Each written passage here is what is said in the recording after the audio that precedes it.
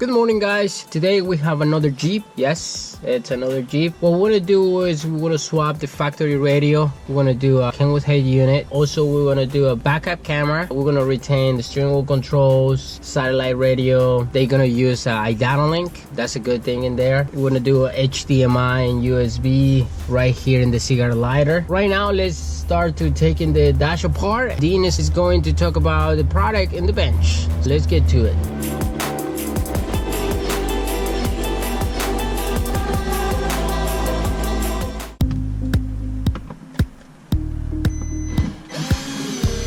You guys know it's a 7mm almost everywhere. We have a 7mm in the top. Right now he's having this from there.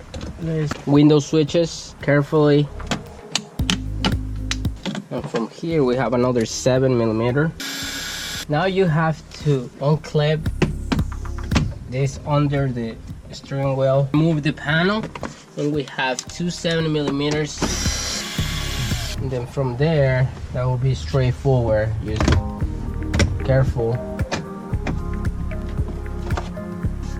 The radio also has 4 7mm. So before you pull the radio out, make sure you don't have CDs. We already checked. The Sirius XM and the FM antenna, they together. The FM antenna, it's white, and the Sirius XM, it's kind of yellow. From there, we're going to remove this bracket right here. It's also 7mm on the side. We have it out. We always cut this bottom part from the dash so this radio can go right in and we don't have problems from the height.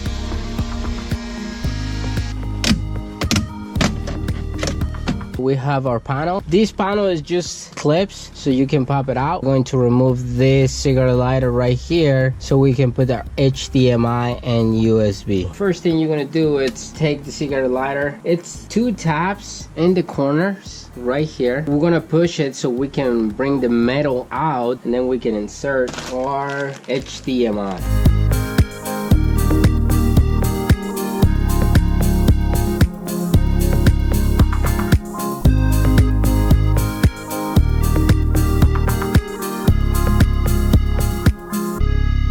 So he's putting in the HDMI USB CBL. This guy right here, you've seen us put this in before. So the radio that he's going with in this Jeep is a Kenwood 893S. And the reason why he's doing an 893S is because the 893S still has HDMI. He wants an HDMI. That's why Fernando's putting that piece in. We're also retaining his factory Sirius XM. For that, we're using the SAT1, this guy right here. So when you get the SAT1, you open it up. Inside, you have this little cable. This is what's going to plug into the Sirius XM. This is going to plug into the brain. Once you get your radio out of the dash, all you have to do is look for this mustard colored connector, plug it in, and you're done. The cool thing is, this looks just like this. They look almost identical. What's different is the size of the cable. The fat cable here goes to the fat cable here, which is this white connector. The skinny cable here, the SAT1, goes to the skinny mustard colored guy right here. So if you're ever trying to figure out what is satellite radio and what is FM, FM is going to be a fatter cable usually, and the Sirius XM is going to be the thinner cable, always. For integration, we're going to do a Maestro. We're going to use a CH1. We've already gone ahead and flashed it next door. For the dash kit, we're going to go ahead and use this guy right here. As always, the 956511. We'll do some modifications on this to make it look sexy in the dash. We're going to use this guy, which is the USB GM1. The USB GM1 just has this micro USB adapter on it right here. What that's for is retaining this factory USB here in the armrest. The Uconnect module is located right here. Right down here is where the factory USB is. To get to this, there's a 7mm screw right here and one right here. Take this end here, plug it into there, run this cable up and attach it to the back of your radio. In some cases you do have to add in the cable that comes with the factory radio because as you can see this is kind of short. The other thing to keep in mind too, if you want to retain that factory USB, it will work with CarPlay most of the time. It will not work with Android Auto most of the time. Android Auto is a lot more picky. What we have found is that like where Fernando's putting the USB HDMI right here where that factory cigarette lighter is, that's going to be where you want to put your USB. I'm going to talk about the camera. We're going to use the EcoMaster P-Cam JP2, and this one comes of course with the warranty card, the instructions, the actual camera Power wire, RCA, the bracket. So the bracket's gonna be behind the tire. I'm gonna go and take the tire out and start running the wire for the backup camera.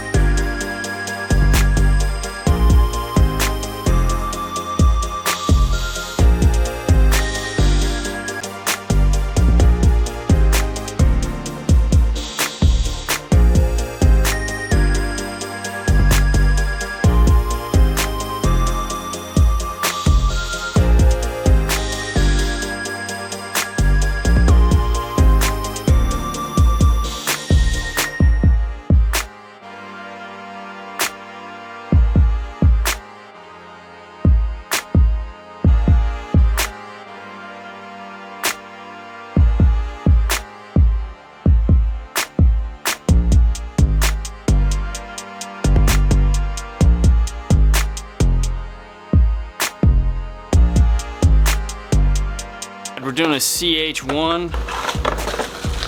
So you get this guy right here. This is an OBD2 connector. This is gonna plug into that and run up behind the radio. You also get the main harness. This system here in this Jeep has the Alpine Premium sound system, which means it's a 4. Now, if you guys aren't familiar with a 4 and an 8, on a iData piece, it has these cool plugs that unplug and plug in. You don't actually have to repin it like you do with the pack if you're trying to be picky. Let's go into the car real quick. Looking at the factory harness, you can see there's just these 4 speaker wires right here, these guys. This means there's a factory premium sound system, which we know because there's Alpine grills all over the place. As you can see on the aftermarket harness, there's a set of white and grays and purple and green on the backside. When you plug in this harness, the whites and grays, which are the fronts, there's no speaker wires. The purple and green, which does have, are filled here. Aftermarket radio, the front outputs are where your Bluetooth, audio for phone calls, and any navigation would come over. If you have your radio power up this, it's going to no speakers, you're gonna get none of that sound. iData is nice because they give you these connection points. So what you wanna do is take your front output, the white and the gray, from the iData harness, and you wanna plug that into the purple and the green. Now what iData's done to make it kind of easy is they give you the matching colors, but then the plugs are different. When they say just unplug it and match up the 2 white connectors and match up the 2 green connectors like this, that's telling you that that is set up for a factory amplifier. When they tell you to just match colored wires for colored wires, that means there's no factory amplifier. We have a factory amplifier, so we want to match up plug color and not wire color. Now, there are 2 main plugs on this, depending on which radio you have. You have the little tiny 8-pin here, and then you have this big guy here. Then you have the plugs that plug into your RR. Main module RR here. Remember, you got to flash this. And then you're looking for 2 harnesses in these bags. You need this little guy right here, which is a 4-pin on each end. That's going to plug into this little black connector here next to the USB port. This is the actual iData interface cable. This is what allows the radio to talk to iData. The second thing you're going to need is the little auxiliary cable. This guy right here plugs in at the total opposite end of the USB. Now, the reason for this cable is if there's any form of sound that comes from the car needs to be reproduced by the aftermarket radio is going to come through this auxiliary. These 2 wires are what we need, and that's it. The rest of these wires that are here, we can just put these all in this bag. We're not going to use them. Why do they give you these? Well, and for some cars that aren't doing full iData integration, you can use this just like a pack module where you're not going to be doing like radio integration into this talking to the radio where it shows you the gauges and stuff like that. You can still use this as a regular interface without all that, and for that they give you these wires to do that. Now, the one nice thing about iData, when you flash your module, you can download your instruction manual. And if you've done, let's say in this, we do tons of Jeeps. Don't always rely on your old instruction guide. Always check to see if there's a new instruction guide. For example, this is the latest, and down here on the bottom of the page, it says 2017, meaning this is the latest version. And this is the previous install guide, and there is a difference between the 2, and that's right here in the reverse wire. This module will detect reverse wire, hopefully. This module flash, it does doesn't. It also tells you down here, this is a 2015 instruction guide. Anytime you do one, always get the latest instruction guide. For those of you that have never done one before, the nice thing about their instruction guides on page 5 here, it's going to go through and tell you what each one of the wires is for on this harness. They do use factory colors, meaning the colors are designed to match up with your Pioneers and your Kenwoods. If you turn the page, it'll go ahead and talk to you about those wires, where the wires are, what they do, what color they are, the factory color on the other side if need be. All the information is here to make it I'm not going to say painless, but hopefully answer any questions you'd have trying to do this by yourself. Now, as far as their harness goes, they go ahead and they do use some Tessa tape. This is an improved harness as they've switched to Tessa tape. They do a pretty good job of this harness making as much sense as possible. If you don't want to tear it apart or tear into it, you don't have to. This one allows you to just plug in here, so we're not going to have to rip into this harness and redo it because it's where we want it to be anyway, so that's cool there. What we do have to do though is get this radio mounted into these cool brackets.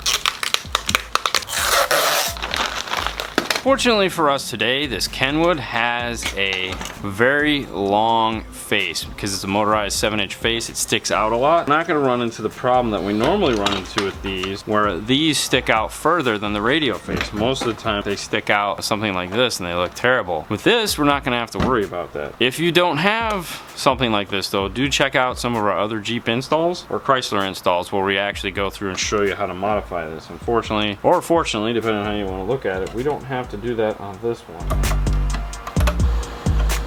Alright, so make sure you go ahead and check your spacing, make sure that these are nice and level. Luckily for this one actually mounted the easiest we've ever had. We'll go ahead and set this aside. We're going to get this wiring harness wired up. You guys have seen enough of those. Let's go ahead and join Fernando doing the Bluetooth mic.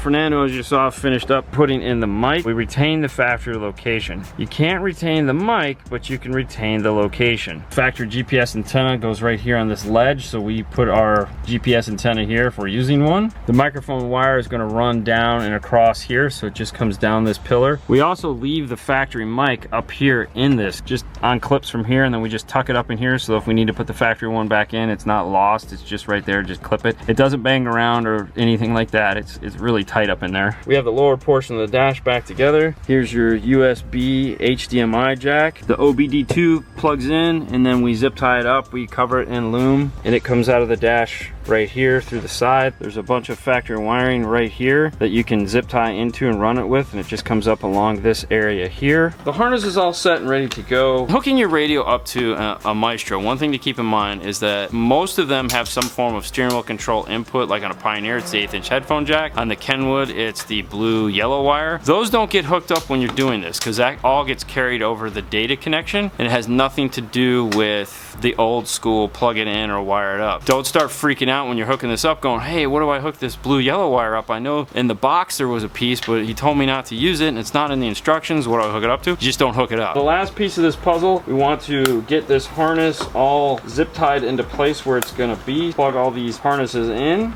When I say get it where it needs to be is that we're not going to leave these plugged in. We're going to unplug these before we take it into the car, because one thing with iData is that the last thing you do is plug in the smart module. Plug into the car, you plug into the radio, then you plug in your smart module. And then depending on which car you're putting in, there is some form of a setup usually. It might just be passively set up, meaning it sets up itself, or there's a process you have to go through. And that's all going to be described on page 3 of the instruction manual. When when wiring up my harness, when it comes to these two black data connections, these two black cables here, the 4-pin and the 8, I don't like taping those into my harness because it's not part of the harness to begin with. It stands alone. It's just a habit. I don't do it with steering wheel control when I harnesses either. I don't want them to be in this group of cables.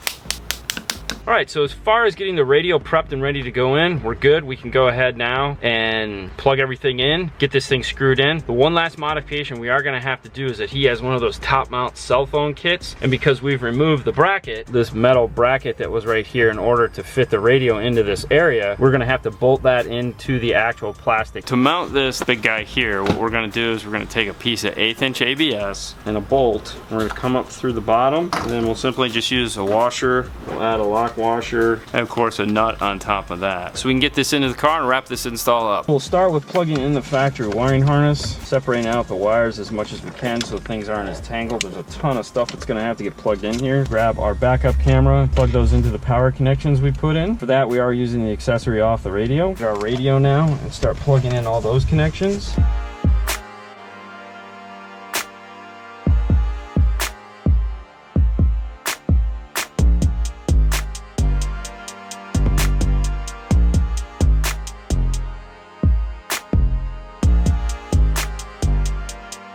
Always just take a couple seconds and look at the back, go over what you have going on mentally in your head to see if you've forgotten anything. Look into the dash. We like to go over the sources, check, make sure we have FM antenna. There's a lot of stuff plugging into the back of this, so you want to make sure it's all plugged in. Once you're positive that you have everything you need, plug in the Maestro module and make sure that they're all plugged in tight. Then go ahead and turn it on. Let's walk through the finishing steps of this. You get to pick your colors. If you see that you get tire pressure on here, then you know the Maestro is connected. You can tap on it. It'll show you if your doors and whatnot are open. That's a good sign things are going well. Now we want to go to the radio, make sure we get sound. Steering wheel controls, make sure you test those. Now we want to grab a USB and we'll plug in an iPhone and make sure, because he's doing CarPlay. Most radios you'll see us check the CarPlay, whether it has Android Auto or Apple CarPlay. We always check CarPlay because we have iPhones, and what we're doing is we're not necessarily checking to see if the service works. What we're doing is check and see that the microphone works. It's the easiest way to do that. What's the weather like today? It's currently cloudy. So we have a functioning unit. Get this guy up in the dash. For this install, we use that pack backup camera. It comes out of the center hole here. What we need to do is I'm going to open the back door. I can see the front screen. I can see it's crooked. So now what I have to do is pop the camera out of the housing. And there's an arrow on it that is going to dictate what is up. But of course, you just need to work with it a little bit.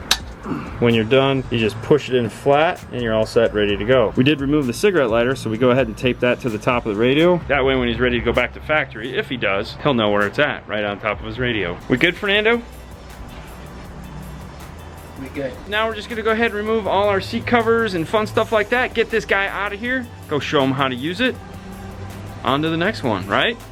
On to the next one. Hot damn.